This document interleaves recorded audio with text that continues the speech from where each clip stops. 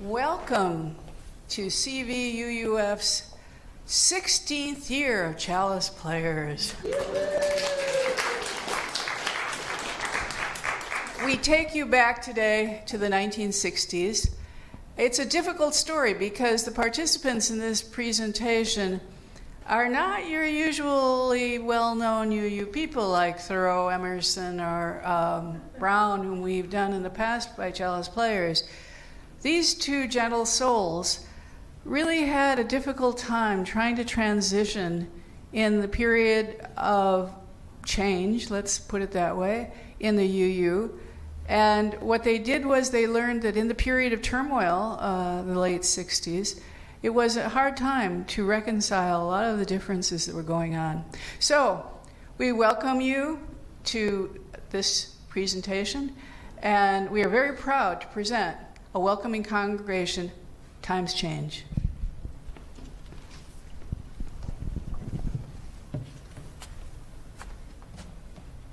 The importance of telling the story of James Stoll and Leland Bond-Upson is to highlight the development of the gay rights movement within Unitarian Universalism.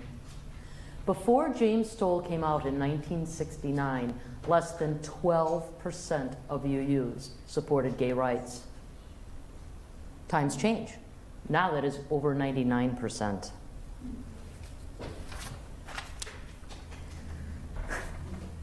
CVUUF welcomed the opportunity when asked to participate with the Conejo Valley Pride Festival Committee this past year.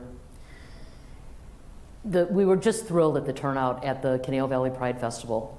There were over 2,000 people from the surrounding area that participated.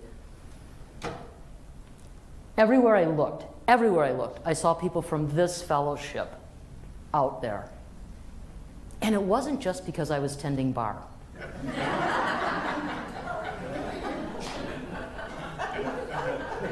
You know who you are. I was very proud of the Out of the Closet booth that we sponsored, giving away donated clothing to anyone in need. At one point, I saw a young man take a pair of red satin shoes, run to the main stage, and dance away the afternoon, making me very happy it went to a worthy person.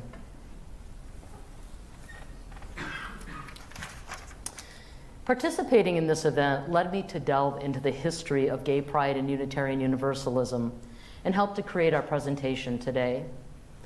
James Louis Stoll was the first minister of a major religion to come out as gay. In 1969, he was the first openly gay Unitarian minister.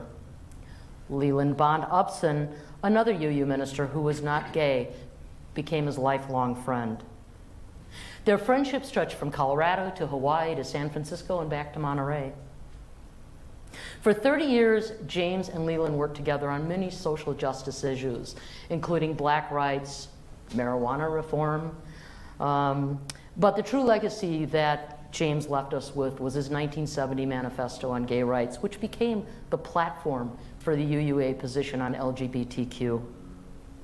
The words from Reverend Leland Bond-Upson's eulogy for his dear friend, James Stoll, in 1994 begins our story.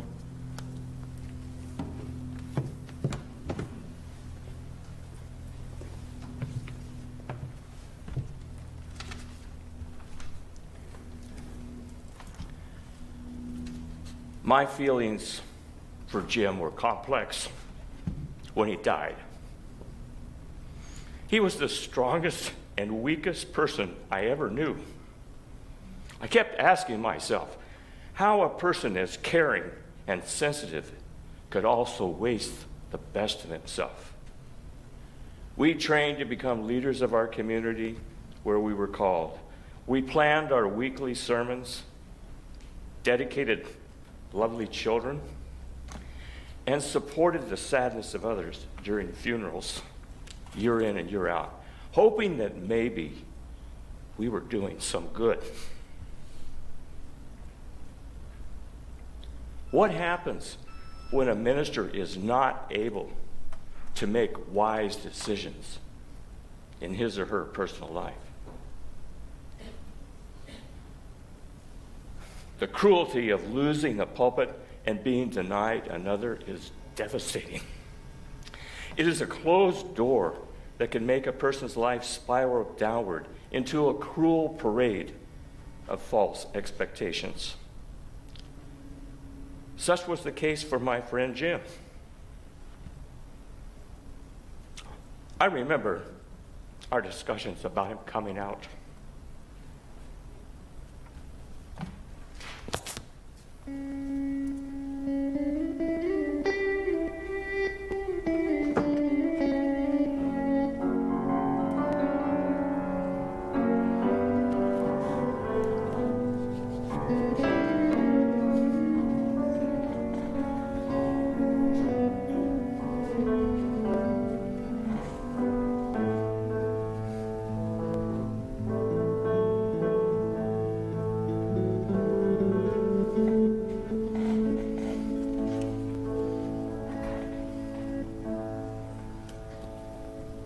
There you go again. How many times do I have to tell you I'm not one of those guys that's going to walk the line? I learned that back in prep school when I got kicked out for having too many rendezvous with the pale boy across the hall. Continued on when our draft numbers came up too. You know, I knew there was no way that I was going to become another casualty in that friggin' war. Of course, after about 2 years and no one coming after me, I thought, well, what do I want to do with the rest of my life? And becoming a Unitarian minister was at the top of the list. I figured as a conscientious objector and a minister, my voice would be heard. Yeah, you know, we were all against that war, but you were bigger than that war. First, marching with Dr. King and Selma, and then taking on the Department of Ministry on Beacon Street. You never looked back, did you? Of course I did. Always. Come on, it was just another way of looking in the mirror when being honest with yourself. Remember that trip to Colorado Springs when I came out? There was one to put in my social conscious memory book. Yeah. I remember by the time I got to Camp Lefort and the VW Fastback that I was met by a group of people that were ready to argue politics and religion. I was in my element. I figured along with, you know, all the singing and chanting, with any luck, I'd find somebody to bed down with. God, I love the headiness of that time. Oh, all those LR wires running around, the liberal religious youth, playing their guitars and singing their hearts out at the Continental Conference of the Student Religious Liberals. It was a time in my life that just sat in my memory. It was like it was pierced, shot by an arrow into the bullseye. Oh, I knew it was the right time to come out that evening. The stars were in alignment. Yeah, I remember when we came from San Francisco that night. I was not prepared for our long discussion about it. Oh, we had been sitting around discussing the death of Senator Everett Dirksen. And then we heard about the death of Ho Chi Minh, another icon of the time, when we were about to have a moment of silence for Ho when we heard some horse's derriere braying in the back. Ho, ho, ho, Ho Chi Minh! Like, wow, heavy, man. You said in mockery before you got serious with me. Thumbs up. Far out, man.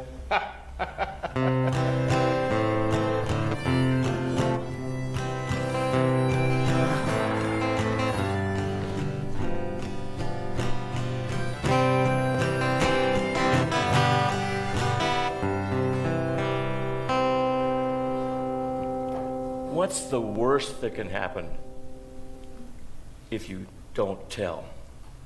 Well, everything will be the same except for me. I won't know that I'm being honest with myself, and I can't do that anymore, Lee. The opposite could happen. You know, there is no way of telling what will materialize if this freeing of your soul fails. What if you lose your ministry? What will your life be like if you can't find a pulpit? Where will you go when you find all those homophobic attitudes spinning against you? You know, using the Q word is as bad as using the N word almost everywhere today. You could be facing a proverbial gallows. No, I'll say it one more time. If the revolution we're in means anything at all, it means that we have the right to be ourselves without shame or fear. Lee, I was queer as a kid. I'm queer now. And here's a news flash. I'm going to be queer all the way out the door. No, I mean, really. Look, it's not a choice, and I'm not ashamed of myself. I'm going to be my queer self in public. And that's just the way it is. Remember that line from Love? We're all normal, and we want our freedom now? Well, that's what it's all about for me.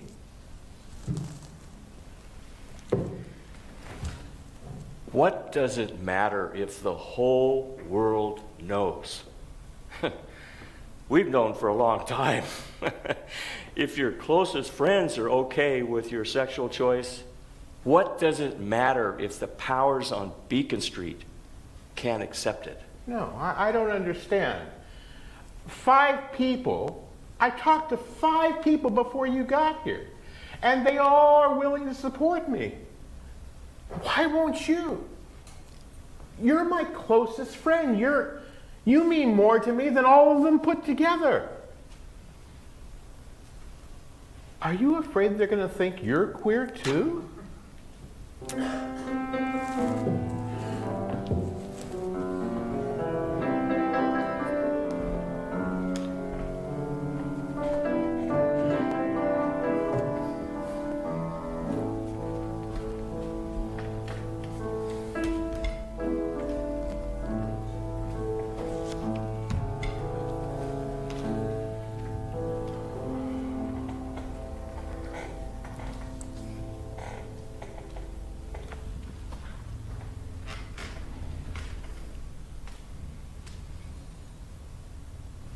Hello? Hey. It's good to hear your voice. Mutual. I heard the news about the loss of your pulpit. Sorry, man. Yeah, well, it is what it is. I kind of had a bit of a death wish going on with the UUA. They heard about some of my behavior at non-congregational parties, and in addition to that, they also heard about some of my behavior with some of the young men from the congregation. And, well, the death knell was they also heard about some of my experimentation with drugs with some of the young men with the congregation. And I wish I could say, really, that wasn't true. I mean, Lee, it's a rough time in my life, and I have a lot of regrets, but I can't deny it. So what's your next move?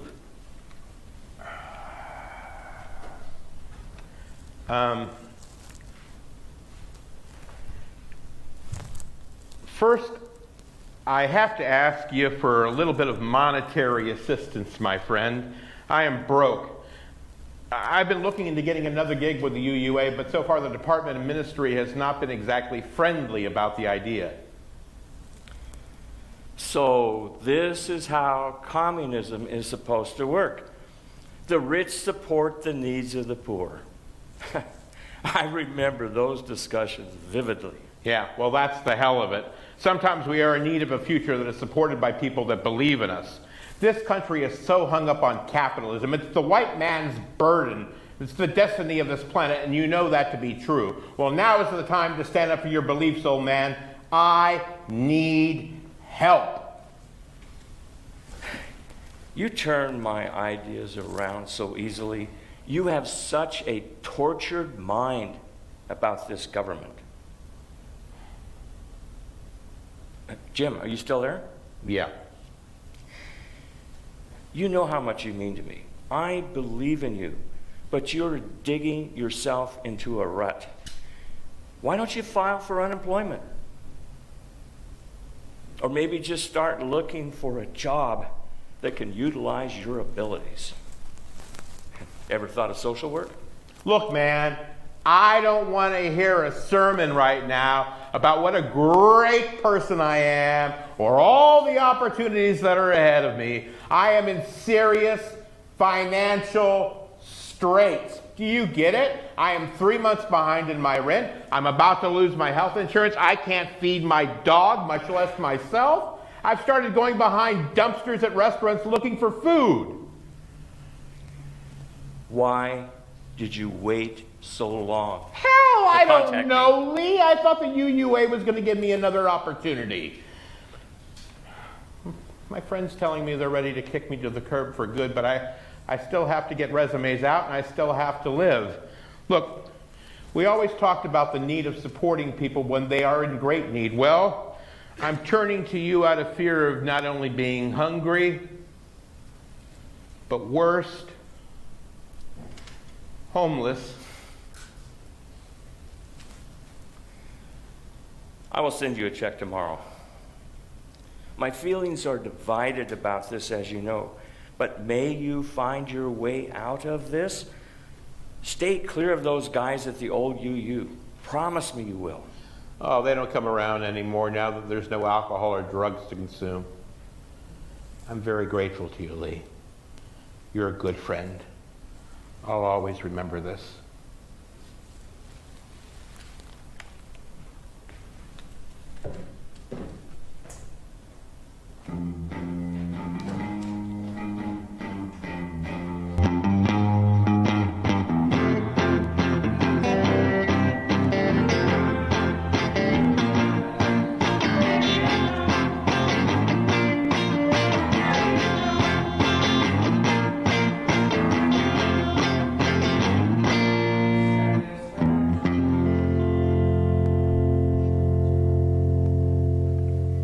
As I sat up late that night, talking to my girlfriend, who later became my wife, I repeated why I had to help Jim. This man is a mighty, strong personality in my life. He had me reading Tennessee Williams before people had heard the gay playwright's words. I remember him repeating a line from The Glass Menagerie when Amanda stated, "Life is hard. It calls for Spartan endurance." For Jim, it meant taking on the world like a freaking gladiator. It calls for understanding. He would repeat, one person understanding another. And then he would always give the last part of the speech with a flourish, and for some, a measure of sacrifice too. That was the key phrase for Jim.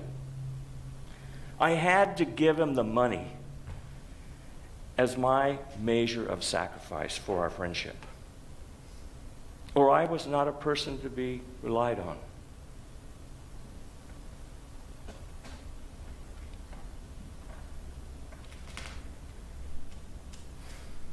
I remember her look as she listened to me run on. But she refrained from commenting, except shaking her head. She knew that Jim was using me. But it was all I could do.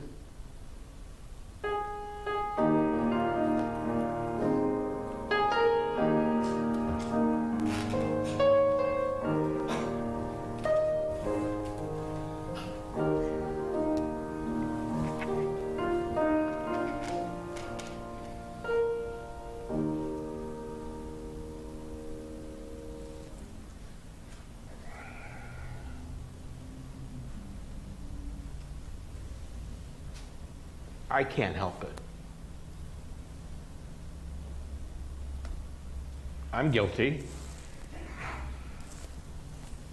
I did say you were my lover. You had no right to do that. You know it's not true? Even though we were that close until somebody knocked at the door one night?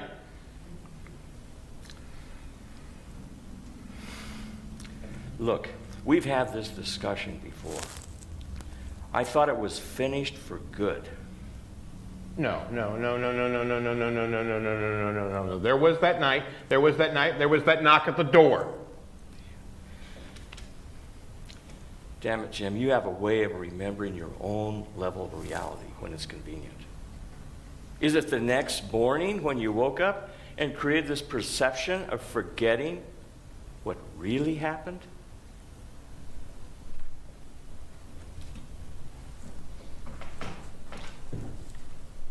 I do remember that night.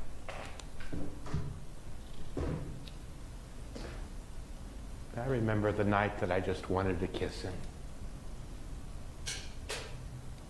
I was lonely. So I made it up.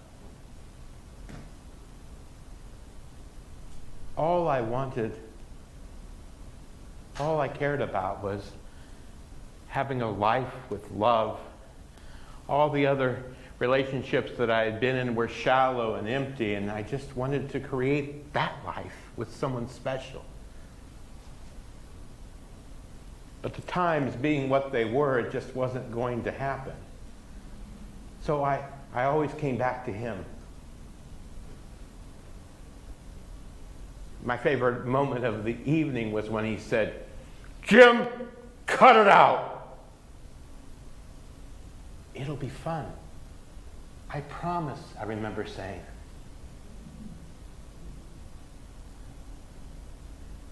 Then there was a knock at the door.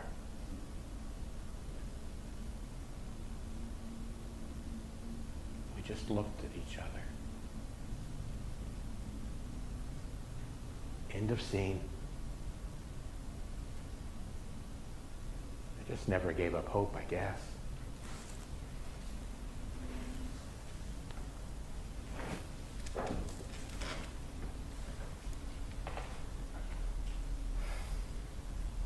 That is the difference between us. I never wanted to hurt you, but I knew I was not going to get involved with you then or ever. I wish I could have said I loved you. That would have made it easier. Things evolve if people want them to. I just never felt that for you. You tried to make me into something I wasn't.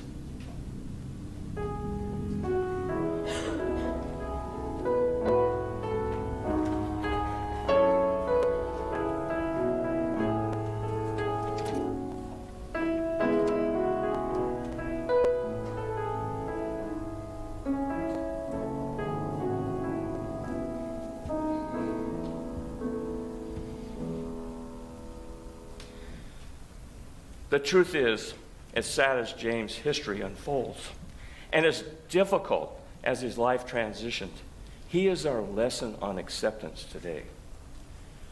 Another of Tennessee Williams' quotes comes to mind: "Very few people learn until late in life how much courage it takes to live." Jim didn't learn it early, and it wasn't very easy. Just like a lot of people who become entwined in a web of memories that do not happen and bills that do not get paid, we as friends and family are forced to reckon with our actions on how to help them. A local restaurant, there was no long-term partner at Jim's bedside when he was dying of problems with his liver and digestion. But he was surrounded by dozens of his dear friends. A local restaurant sent over his favorite lobster dinner. And we dined on seafood soup. We laughed and talked about the good old days, listening to the music of our days together. He was a tragic figure, to be sure, but he was also a man to be remembered for his honesty about his sexuality.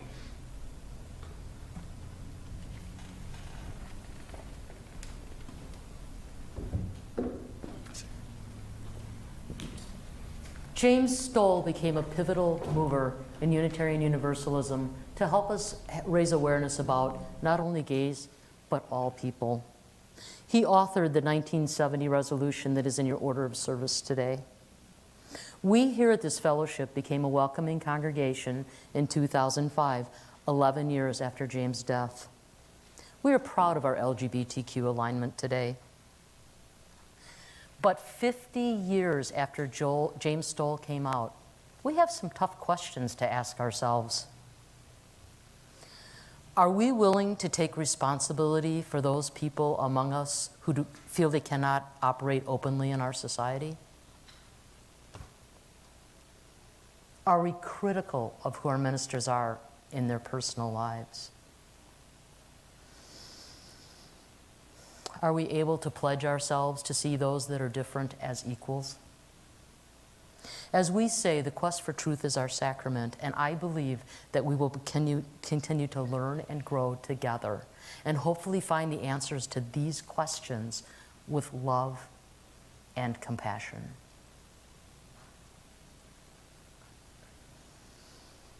Times change.